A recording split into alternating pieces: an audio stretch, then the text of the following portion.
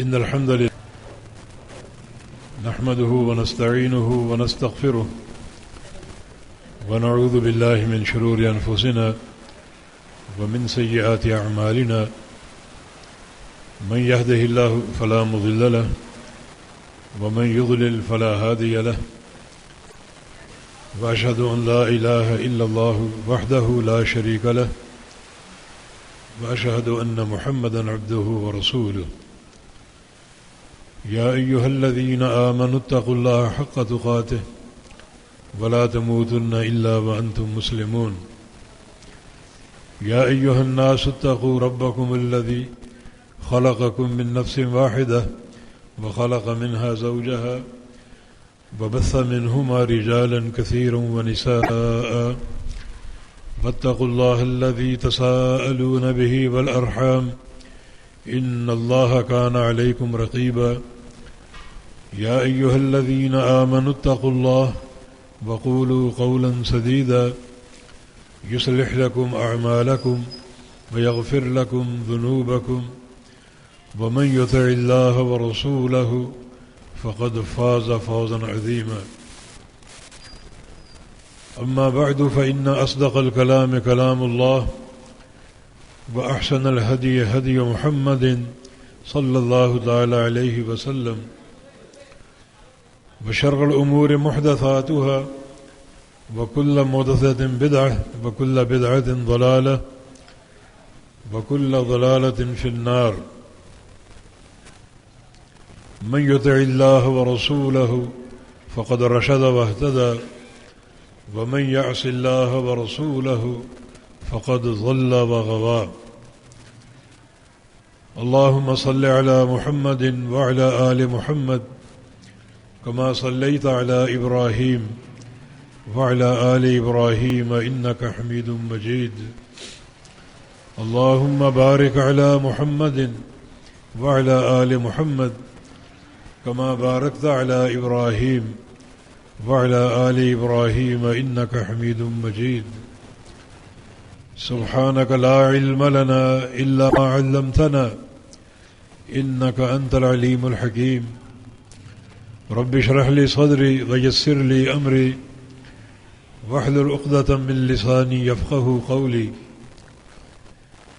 لقد قال الله سبحانه وتعالى بعد أعوذ بالله من الشيطان الرجيم من همزه ونفخه ونفثه بسم الله الرحمن الرحيم يا أيها الناس أنتم الفقراء إلى الله والله هو الغني الحميد وإن يشاء يذهبكم يأتي بخلق جديد إن يشاء يذهبكم ويأتي بخلق جديد وما ذلك على الله بعزيز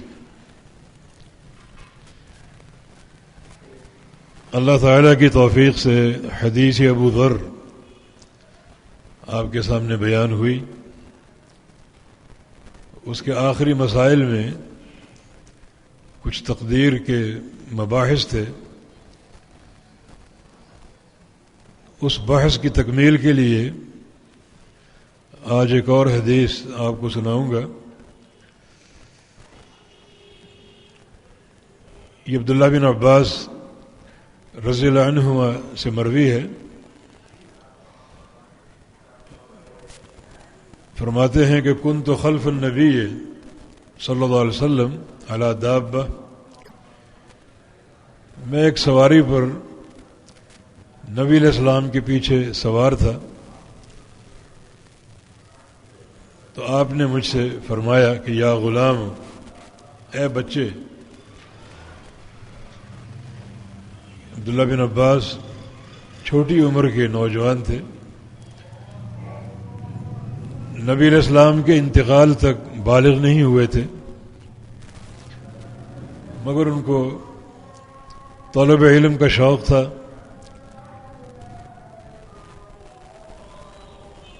اور حصول علم کی بڑی رغبت تھی. نبی علیہ السلام کی دعائیں بھی آپ کو حاصل تھیں.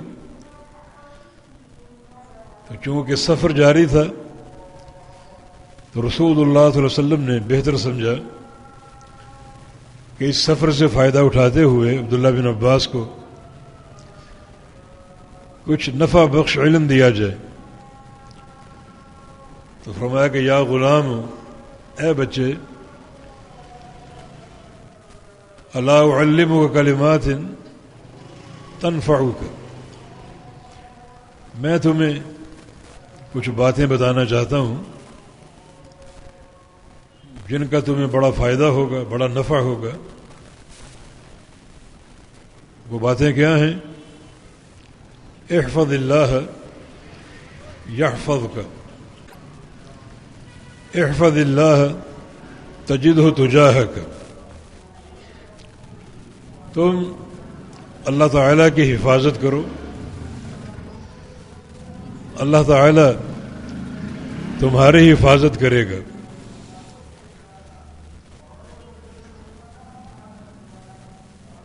اللہ تعالیٰ کی حفاظت سے مراد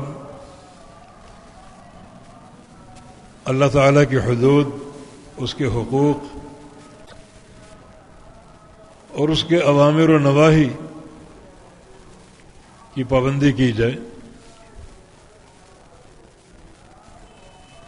اور انہیں بجا لایا جائے. تو تم اللہ رب العزت کہ ان حقوق کی، ان حدود کی حفاظت کرو، محافظ بن جاؤ، تو اللہ تعالیٰ تمہاری حفاظت کرے گا. وہ بندے بڑے ہی قابل تعریف ہیں جو اللہ تعالیٰ کے دین کی حفاظت کرتے ہیں. قرآن حکیم میں ان بندوں کو اواب حفیظ کہا گیا ہے.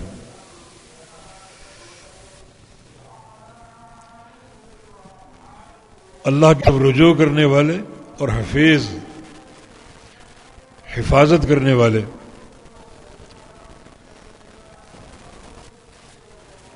ان کے لیے جنت کے وعدے ہیں، اللہ تعالیٰ کی رضا کے وعدے ہیں. حفاظت سے مراد دو چیزیں ہیں،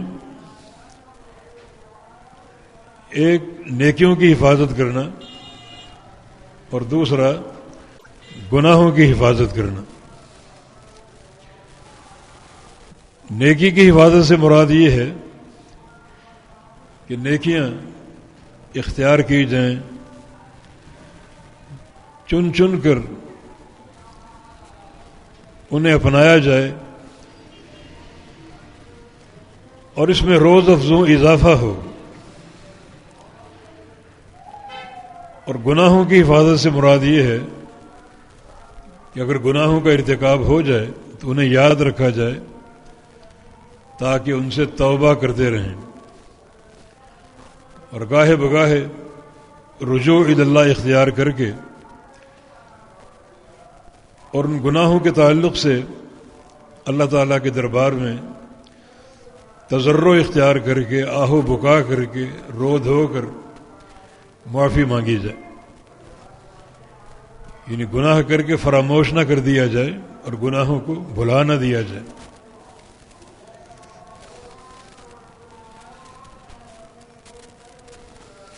یہ بندے حفیظ ہیں. من خشی الرحمن بالغیب وجاء بقلب منیب. اگر واقعی وہ حفیظ ہے، نیکیوں کی حفاظت کرتا ہے، نیکیاں اختیار کرنے کے لیے، اور گناہوں کو یاد رکھتا ہے توبہ کرنے کے لیے، تو یہ وہ بندے ہیں جو غیب سے رحمان سے ڈرتے ہیں. رحمان کو دیکھا نہیں، جو اس کی وعیدیں ہیں جہنم کی، جہنم کو بھی نہیں دیکھا مگر اس کے خوف میں مبتلا ہیں. اللہ تعالیٰ انہیں قیامت کے دن قلب سلیم کے ساتھ لائے گا. اور قلب سلیم وہ قلب ہوتا ہے، وہ دل ہوتا ہے جو صحیح سالم ہو، فتنوں سے بچا ہوا ہو اور پاک صاف ہو. اور یہ اس بندے کے لیے فضیلت ہے جو حفیظ کے لقب سے ملقب ہو، یعنی حفاظت کرنے والا۔ تو یہاں احفظ اللہ، حفیظ بننے کا آپ کا حکم ہے کہ تم حفیظ بنو، یعنی اللہ تعالیٰ کے دین کے محافظ بنو، اعمال صالحہ انجام دیتے ہوئے اور گناہوں سے بچتے ہوئے، اور جن گناہوں کا ارتکاب ہوا انہیں یاد رکھتے ہوئے تاکہ بکثرت ان سے توبہ ہوتی رہے اور منہج استغفار ادا ہوتا رہے۔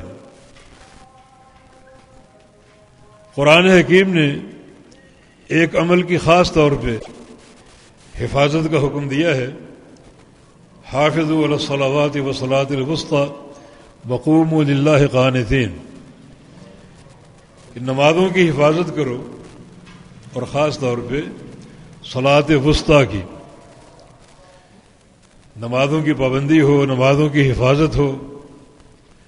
حفاظت سے مراد جو نمازوں کے حقوق اور آداب ہیں اور نمازوں کے تعلق سے جو محمد مصطفیٰ علیہ السلام کی سنت کے تقاضے ہیں انہیں پورا کیا جائے، اور حفاظت سے مراد نمازوں کے اوقات کی حفاظت ہے، اور وہ صلاۃ الوسطیٰ خاص طور پہ عصر کی نماز، کہ اس کی تو خوب پابندی کرو، اس کے وقت کی حفاظت کرو اور اس کو بر وقت ادا کرنے کی کوشش کرو۔ عصر کی نماز کے وقت کی حفاظت یہ ان لوگوں کا کام ہے جو واقعتاً حفیظ ہیں، جو اللہ تعالیٰ کی حدود کی حفاظت کرنے والے ہیں اور اس کے حقوق کی حفاظت کرنے والے ہیں۔ یہ وقت تھوڑا سا بھاری ہوتا ہے، کچھ لوگ قیلولہ کرتے ہیں تو تھوڑی سی نیند کر کے اٹھنا یقیناً گراں گزرتا ہے، اور یہ وقت بازاروں میں رش کا ہوتا ہے اور گاہک ہر طرف پھیلے ہوتے ہیں، تو ان کی پرواہ نہ کرتے ہوئے اپنی دکان کو بند کرنا اور اپنے کاروباری مرکز کو سمیٹ کے اٹھنا اور نماز عصر ادا کرنے کے لیے جانا، یقیناً یہ ایک بڑا اہم اور شاق امر ہے۔ مگر جو لوگ پرواہ نہیں کرتے نہ نیند کی نہ کاروبار کی اور اس نماز کو وقت پر ادا کرتے ہیں، وہ حقیقت حفیظ ہیں جن کو اللہ رب العزت نے ان حقوق اور حدود کی حفاظت کی توفیق دی۔ ورنہ عصر کی نماز کے وقت کو برباد کرنا بہت زیادہ وعیدوں کا باعث ہے۔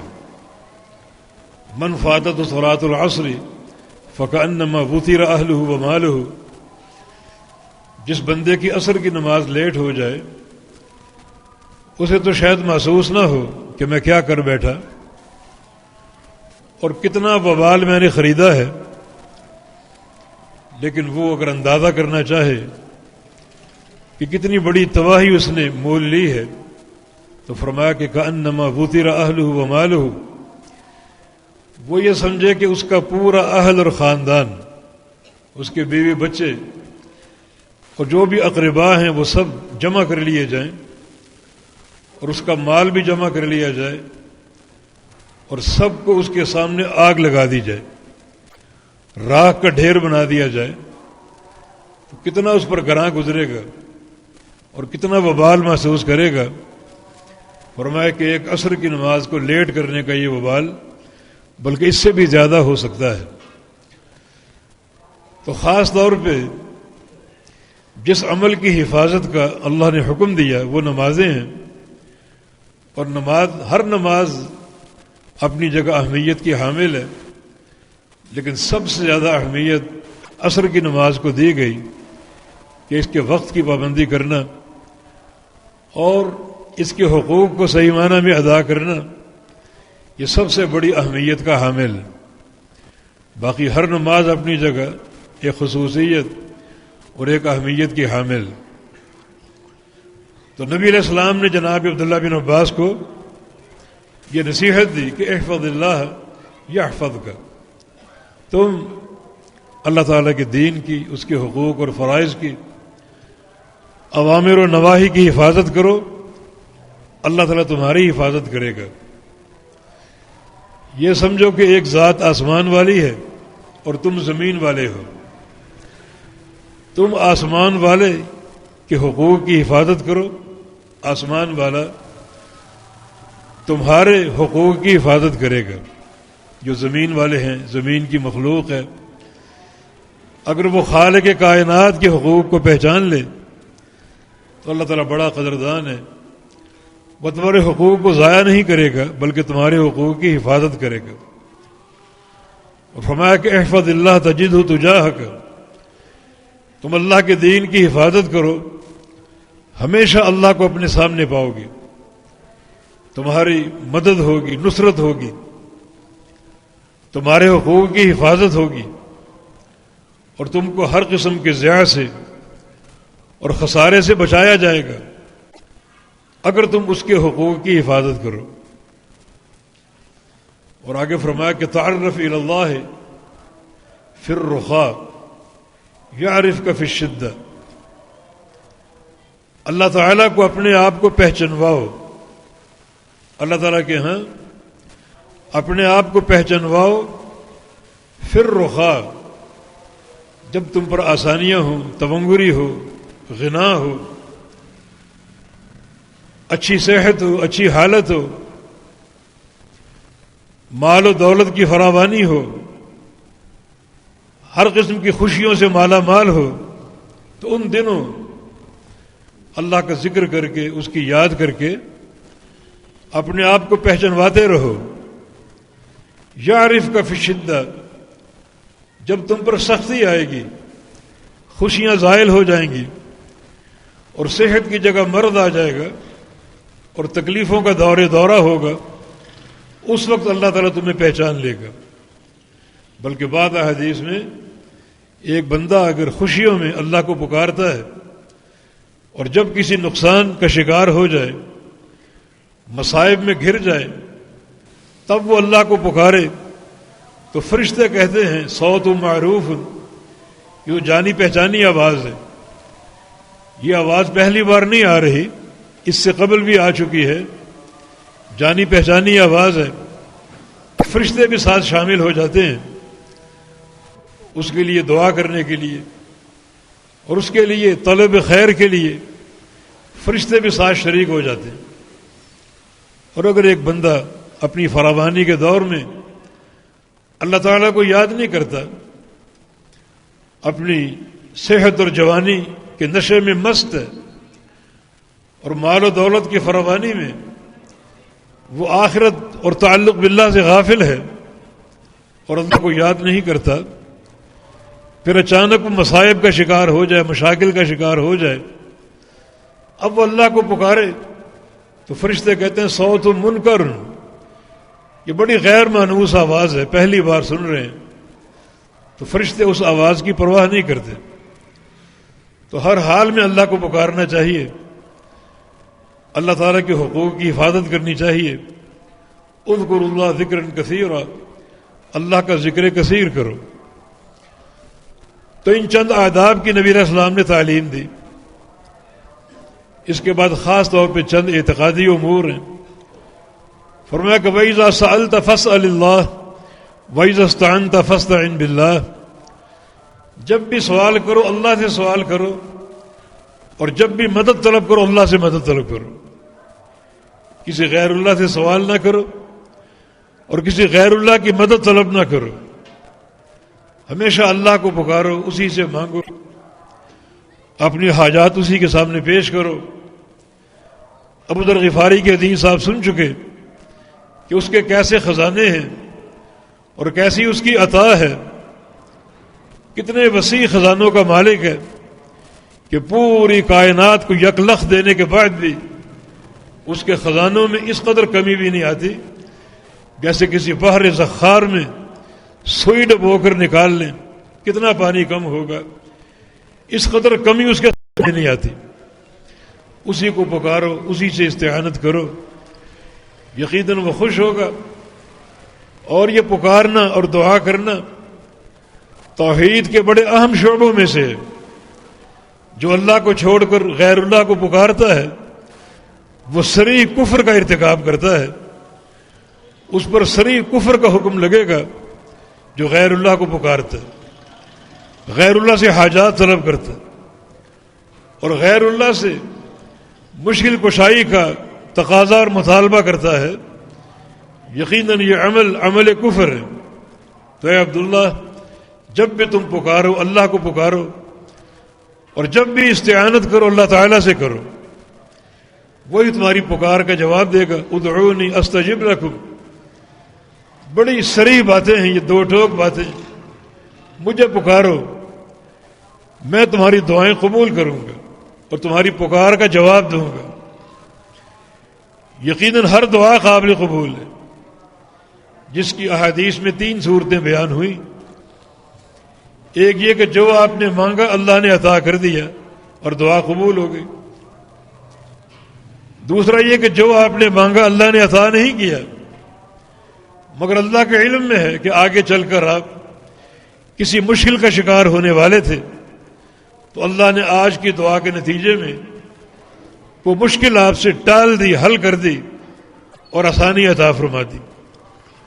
اور تیسری تاثیر یہ ہے کہ اللہ رب العزت آج کی اس دعا کو سنبھال لے آخرت کے لیے. آخرت کے بوجھ اللہ تعالیٰ ٹال دے, درجات علا عطا فرما دے آج کی دعا کے نتیجے میں. اور یہ تاثیر سب سے برگزیدہ ہے اور سب سے عظیم الشان ہے کہ اللہ تعالیٰ ہماری دعاؤں کے بدلے ہمیں آخرت کی دولتیں اور خزانے عطا فرما دے, آخرت کے لیے اپنی رضا اور محبت عطا فرما دے اور جنت کے داخلوں کی بشارت دے دے. یہ تاثیر سب سے عمدہ اور سب سے اعلیٰ ہے. تو کوئی دعا رد نہیں ہوتی, ہر دعا قابل قبول ہے.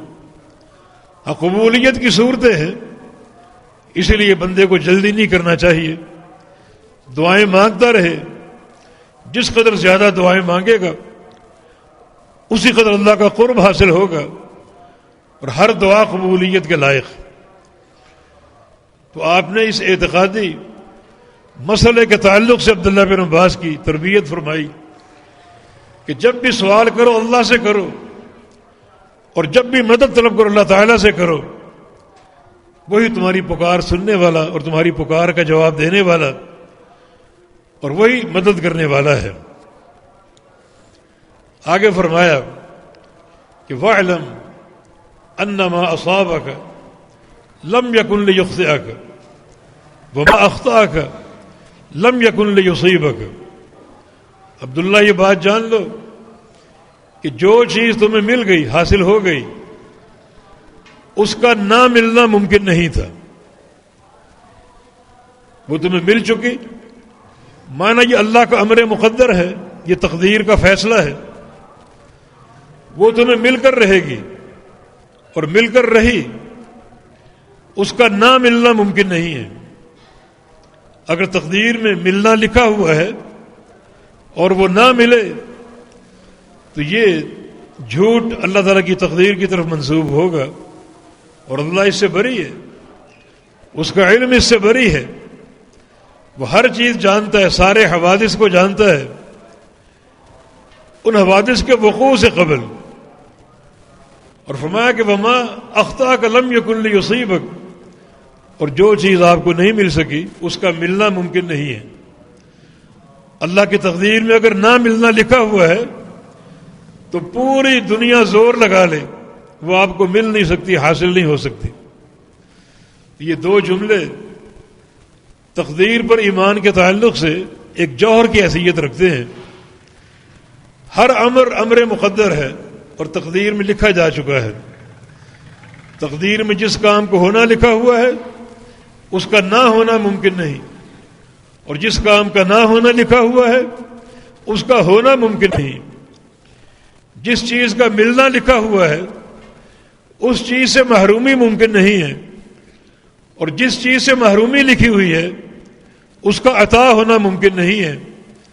بندہ اچھی طرح اس نقطے کو پہچان لے تاکہ اس کا تقدیر پر ایمان راسخ اور کامل ہو۔ یہ ایمان کا چھٹا رکن ہے جس پر ایمان لائے بغیر بندہ کامل مومن نہیں بن سکتا اور اس کا ایمان قابل قبول نہیں ہو سکتا۔ رسول کریم صلی اللہ علیہ وسلم نے کئی موقعوں پر اپنے نمائندے اور قاصد بھیجے یہ اعلان کرنے کے لیے کہ لا يدخل الجنۃ الا مؤمن، جنت میں صرف مومن بندے جائیں گے۔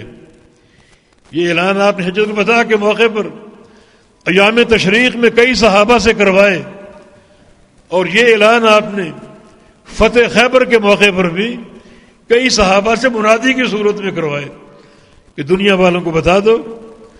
اور حج کے موقع پر تو عظیم اجتماع تھا، 1,00,000 سے زائد صحابہ جمع تھے، اور آپ نے کئی منادی بھیجے تاکہ ہر خیمے میں خبر پہنچ جائے کہ جنت میں صرف مومن جائیں گے۔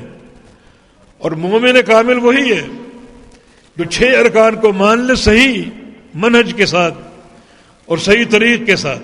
ایمان باللہ ہے، ایمان بالملائکہ، ایمان بالرسل، ایمان بالکتب، اور ایمان بیوم الآخر، اور ایمان بالقدر، تقدیر پر ایمان، جو کہ ایمان کا چھٹا رکن ہے۔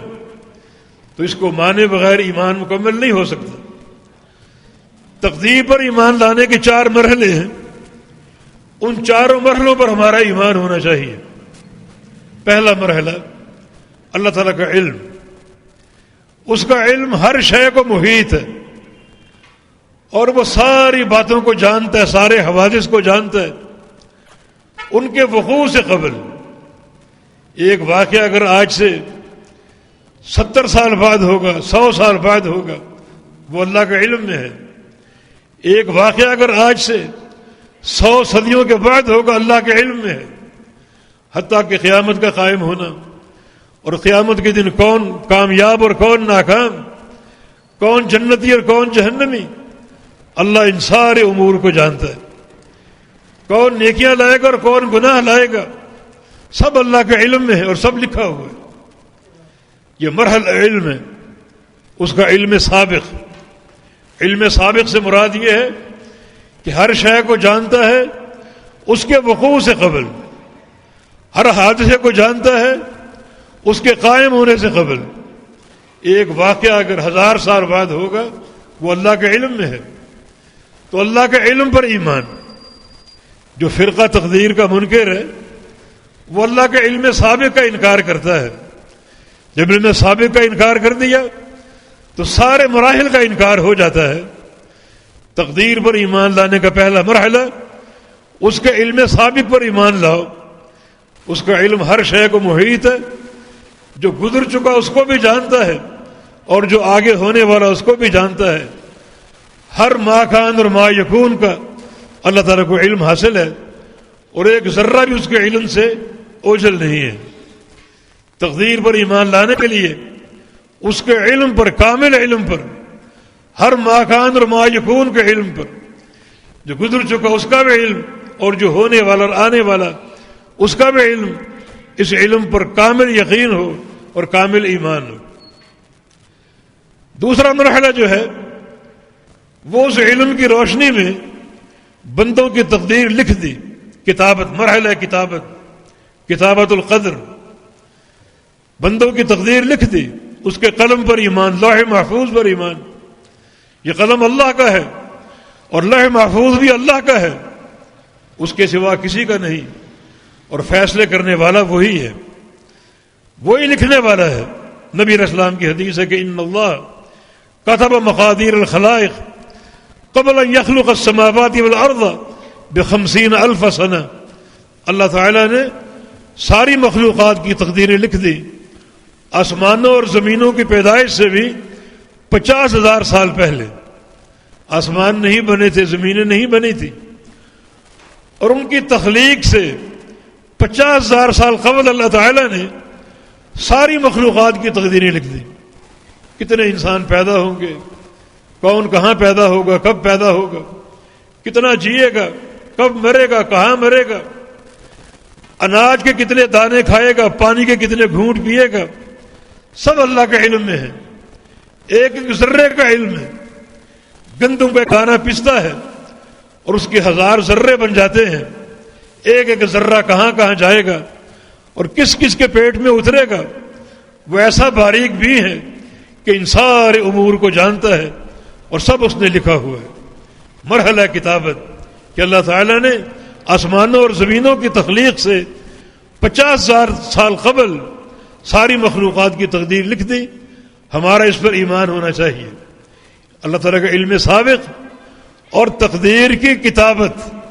جف القلم ما ہوا کائن، جو کچھ ہونے والا ہے اسے لکھ کر قلم خشک ہو چکی ہے.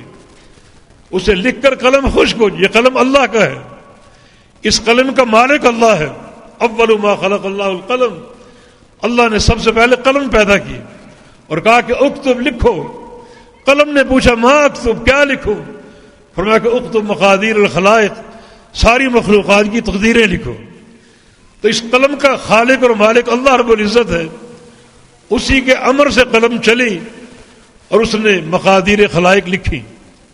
اس کا مالک کوئی انسان نہیں ہے.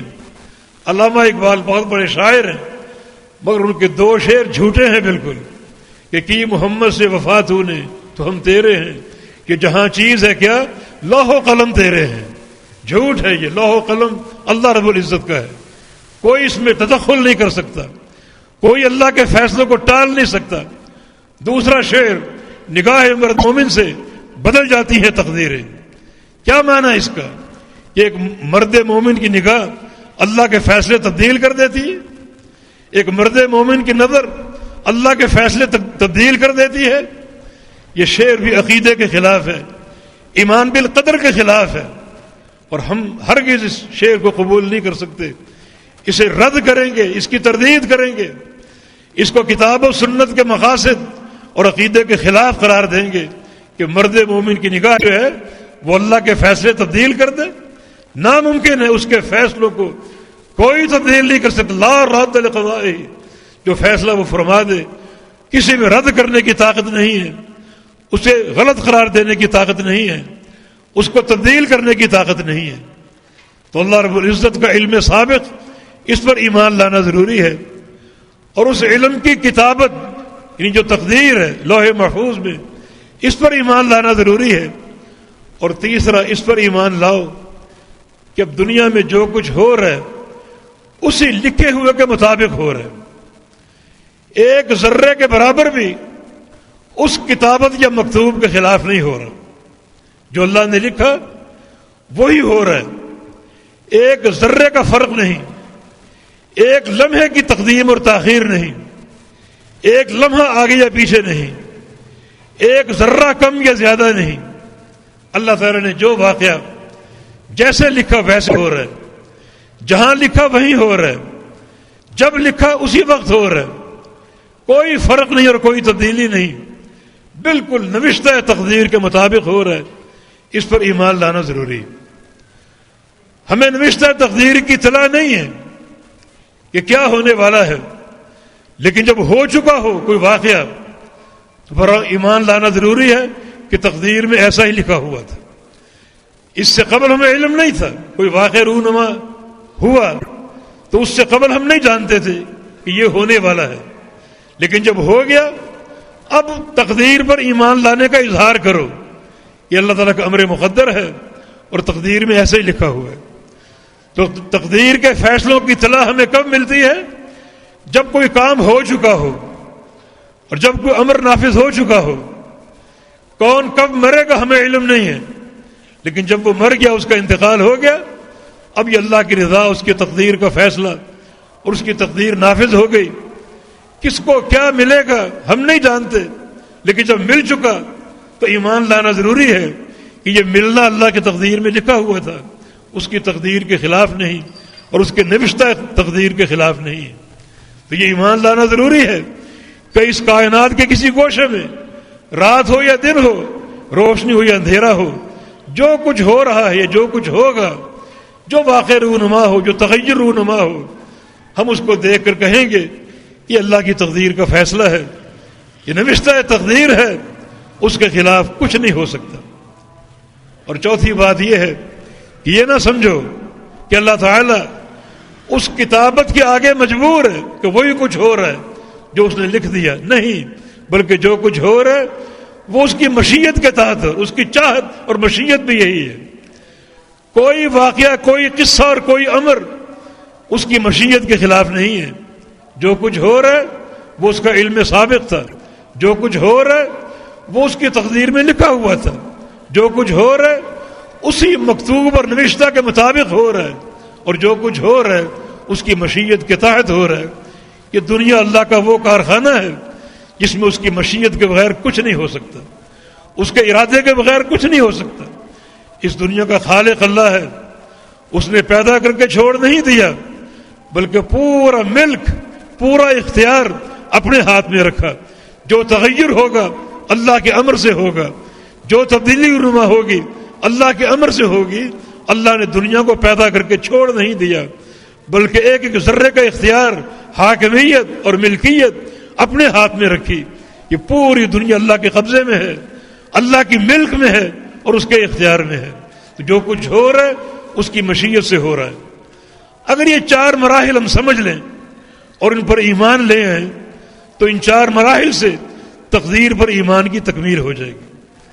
یہی نصیحت اللہ کے پیغمبر نے عبداللہ بن عباس کو دی کہ عبداللہ وَاعْلَمْ أَنَّ مَا أَصَابَكَ لَمْ يَكُنْ لِيُخْطِئَكَ وَمَا أَخْطَأَكَ لَمْ يَكُنْ لِيُصِيبَكَ۔ جو چیز تجھے مل گئی اس کا نہ ملنا ممکن نہیں تھا، اس سے محرومی ممکن نہیں تھی۔ مانا اس چیز کا ملنا اللہ کا علم سابق ہے، اس چیز کا ملنا اللہ تعالیٰ کا نوشتہ تقدیر ہے، اس چیز کا ملنا اسی نوشتہ تقدیر کے مطابق ہے، اور اس چیز کا ملنا اللہ کی مشیت اور اختیار کے تحت ہے۔ اس کا نہ ملنا ممکن نہیں تھا، اور جو چیز نہ مل سکی اس کا ملنا ممکن نہیں ہے۔ لہذا اگر مگر چھوڑ دو اور اس کی تقدیر پر ایمان کی باتیں کرو۔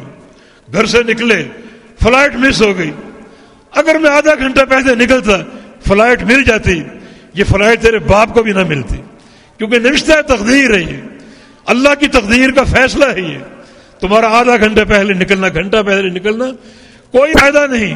اللہ کی تقدیر کا فیصلہ کہ ایسا ہوگا، یہ فلائٹ نہیں ملے گی، یہ فلائٹ مس ہوگی، اور وہ ہو گئی، یہ اس کی تقدیر کا فیصلہ اور اس کا نوشتہ تقدیر ہے۔ یہ سوچتے کہ آئندہ احتیاط کروں، آئندہ وقت پر نکلوں، آئندہ ٹائم کی پابندی کروں، یہ تو انسان سوچ سکتا ہے، مگر جو قصہ رونما ہو چکا اس کے بارے میں کہے اگر یہ ہو جاتا تو یوں ہو جاتا، اگر یہ ہوتا تو یوں کر لیتا، یہ ممکن ہی نہیں، کیونکہ اللہ تعالیٰ کا نوشتہ تقدیر تھا یہ، اور اس کی مشیت کا فیصلہ تھا۔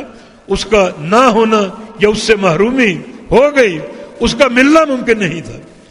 تو ایسے موقع پر ایمان بالقدر کو تازہ کرو، یہ اس کی رضا ہے، یہ اس کا نوشتہ تقدیر ہے۔ اور اگر وہ کی باتیں چھوڑ دو، رسول اللہ صلی اللہ علیہ وسلم کی حدیث ہے فَإِنَّ اللَّوْ تَفْتَحُ بَابَ الشَّيْطَانِ، بعض اوقات اگر کرنا اس سے شیطان کا دروازہ کھلتا ہے اور شیطان کو تقویت ملتی ہے۔ یہ آپ کے عقیدے کی کمزوری ہوگی اور شیطان آپ پر مزید غلبہ پانے کی کوشش کرے گا۔ آپ یہ کیوں نہیں کہتے یہ اس کی تقدیر کا فیصلہ ہے؟ اس لیے ایک شخص نے اللہ کے پیارے پیغمبر سے عرض کیا کہ اوصنی یا رسول اللہ، مجھے وصیت کیجیے، کوئی بات نصیحت کیجیے۔ تو رسول اللہ صلی اللہ علیہ وسلم نے ارشاد فرمایا لا تغضب، کبھی غصہ نہ کرنا، کبھی کسی کو دیکھ کر جلن یا کڑن کے جذبات محسوس نہ کرنا، کیونکہ جلن اور کڑن اور غصہ اللہ کی تقدیر پر ہوگا۔ کوئی نقصان ہو جائے، کوئی حادثہ رونما ہو جائے، غصہ آتا ہے، مگر اس غصے کو اتنا گہرائی میں مت سوچو کہ تقدیر پر جو ہے وہ عدم انکار کے جراثیم پیدا ہو جائیں، بلکہ اللہ کی رضا سمجھو۔ کوئی نقصان ہو، کوئی گھاٹا ہو، کہ اس کی رضا، اس کا فیصلہ، اس کا نوشتہ تقدیر ہے، اس پر جلنے کی ضرورت نہیں، کڑنے کی ضرورت نہیں۔ کسی شخص کو دیکھو اچھی صحت کے ساتھ، اچھے حسن کے ساتھ، اچھی گاڑی کے ساتھ، اچھے بنگلے کے ساتھ، تو جلنے کی ضرورت نہیں، بلکہ اللہ تعالیٰ سے اپنے لیے بھی خیر طلب کرو، خیر کا سوال کرو، اللہ آپ کو عطا فرمائے گا۔ جلنا اور کڑنا یہ تقدیر پر ایمان لانے کے منافی ہے، یہ تقدیر پر ایمان لانے کے منافی ہے۔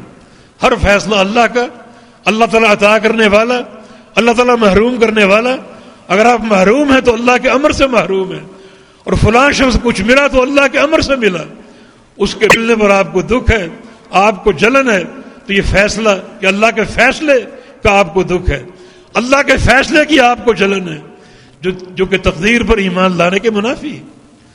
تو بندہ اس چیز کو سوچے اور غور کرے۔ اس شخص نے کہا یہ تو عام سی بات ہے، غصہ نہ کرو، اور نصیحت کیجئے۔ فرمایا کہ پھر بھی یہی نصیحت ہے کہ لا تغضب، غصہ نہ کرو۔ کہا کچھ اور نصیحت کیجئے، فرمایا کہ لا تغضب، غصہ نہ کرو۔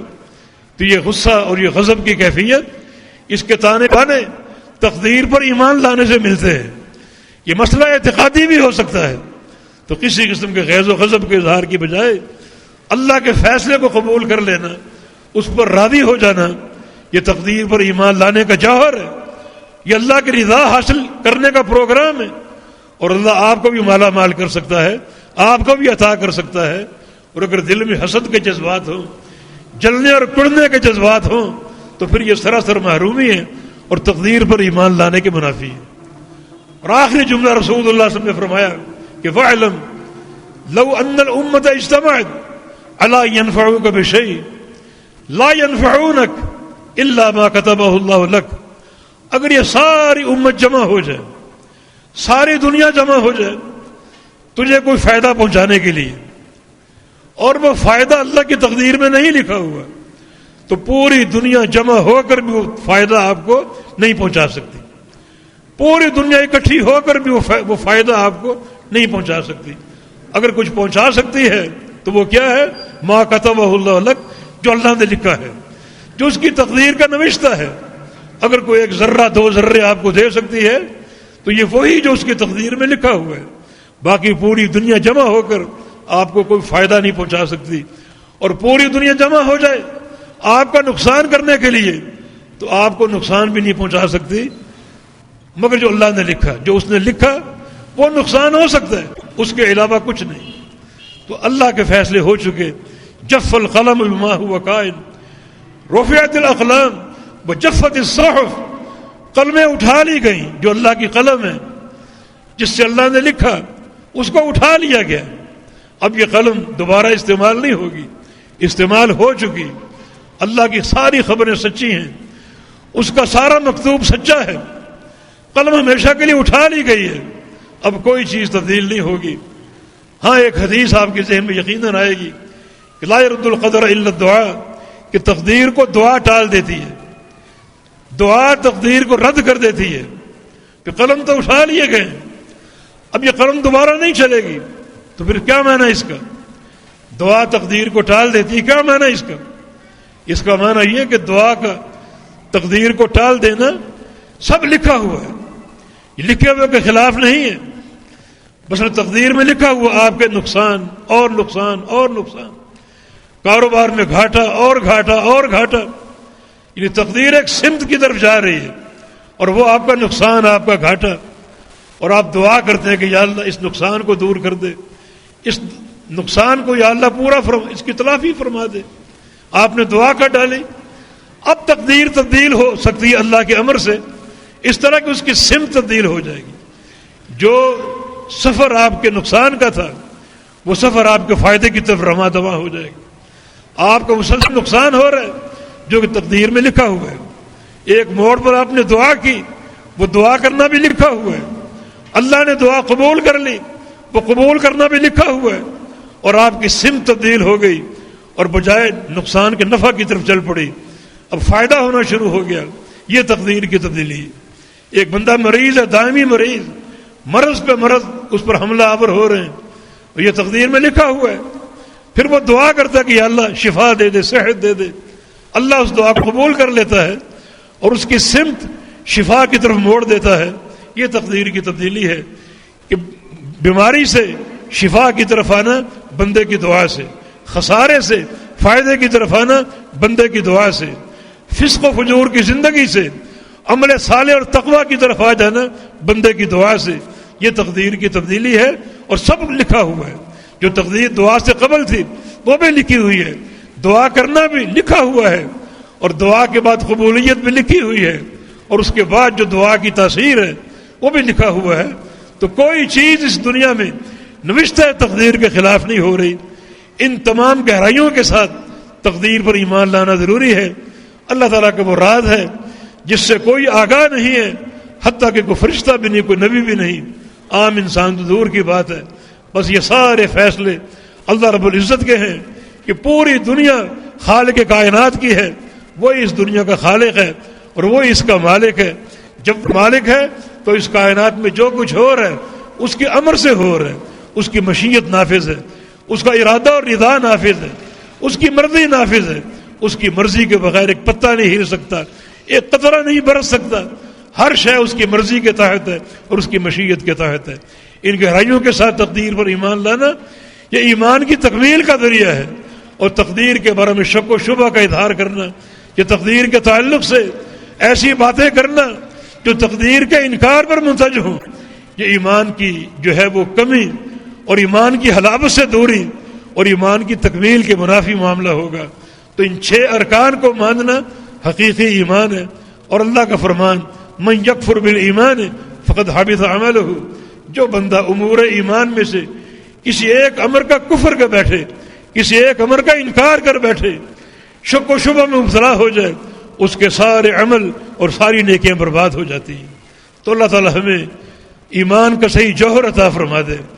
6 کے 6 ارکان پر صحیح معنی میں اللہ تعالی ایمان لانے اور قبول کرنے اور تسلیم کرنے کی توفیق عطا فرما دے، تاکہ ہمارے عمل اللہ کے ہاں قابل قبول ہوں اور ملک کی جزا بڑھ چڑھ کر ہم کو حاصل ہو. وَمَا التَّوْفِيقُ إِلَّا بِاللَّهِ أَقُولُ قَوْلِي هَذَا وَأَسْتَغْفِرُ اللَّهَ لِي وَلَكُمْ وَآخِرُ دَعْوَانَا أَنِ الْحَمْدُ لِلَّهِ رَبِّ الْعَالَمِينَ.